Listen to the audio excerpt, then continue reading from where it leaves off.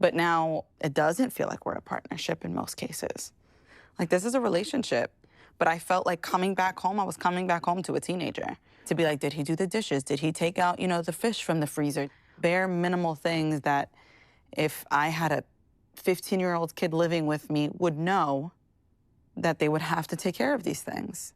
What are you thinking, Mitch? Her comparing my actions to a 15-year-old kid. Yeah.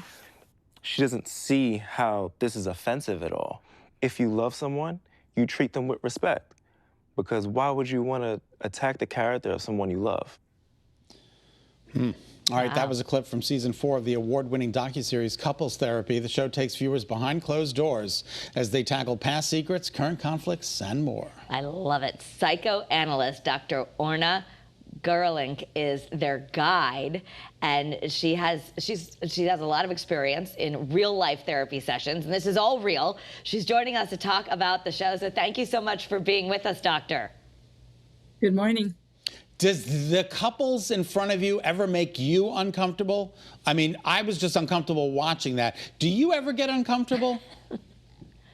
Yes, I'm uncomfortable a lot of the time. I'm sitting with people who are going through trouble, through tumult and difficulty and struggles. So I'm with them, my heart's with them. So to some degree, I'm exposing myself to that. But as a clinician, we know how to navigate that. It's good information. Yeah. Yeah, I've been married for 22 years, and I'm looking at all this. I think, this show probably shows people like, oh, everybody has real issues, right? These are real therapy sessions?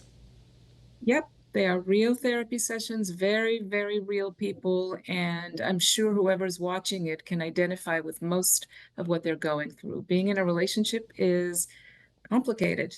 I was in a relationship for 20 years, and unfortunately that ended, and we went to couples therapy, and I think the therapist had his mind made up that we were not meant to be together. And it didn't sway us. I mean, he made us come to our own conclusions. But do you ever look at a couple and go, oh, this isn't going to work for real? Or you are encouraged by sometimes what you see, and then maybe you can get them back together?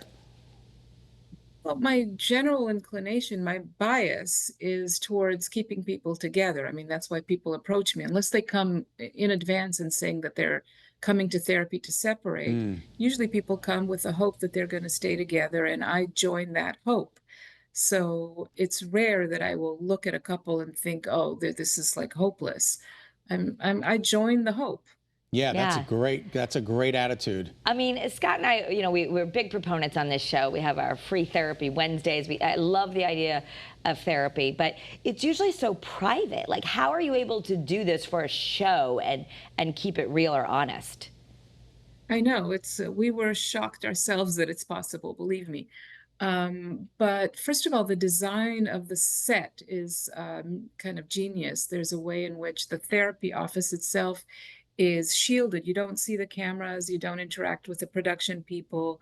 So there's a feeling of privacy, even though everyone knows it's being filmed. Also, not everything that we film is aired, and not every couple that I work with eventually makes it to the show. So it's not like an immediate feeling of like, oh, you're on TV.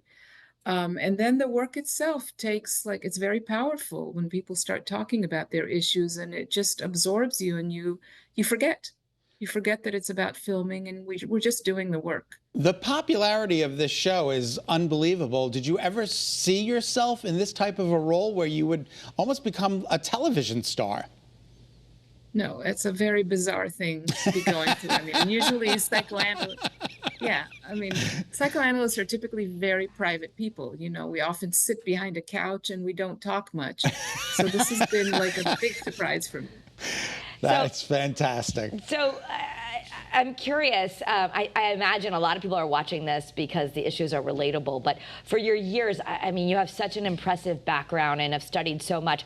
So for so many couples who maybe aren't even getting the chance to go to couple therapy, if there was one thing you wish couples would do better, what would it be? I think if there was one thing, it would be make a very clear distinction for yourself between when are you talking in order to convince someone and when are you listening in order to learn something about your partner. And the latter is more important. You are dealing with a trio in this season's. I couldn't handle one. How is someone handling two? Yeah, it's a big group. It's, by the way, yeah, it's a great question. It's a polycule, not exactly a trio, because they're not all three in a relationship, in a romantic relationship with each other. It's a Oh, okay. polycule. Got it. But it does get very complicated to deal with more people that you need to consider their needs and who's negotiating what. It does get more complicated, but what these new relational patterns offer is that they prioritize love over selfishness, which is really interesting to watch. Huh. And I love that you have fact that you have a gay relationship. I'm gay myself, and I can't wait to see this. We can't thank you enough for being on our show. Thank you so much for inviting me. Thank you. Yeah, I mean, it does get addictive to watch. All 9 new episodes of season 4 of Couples Therapy are available for binge viewing on Paramount Plus with Showtime. You can also stream the first 3 seasons as well. All right, still ahead on this Tuesday afternoon, Great Day Fashion.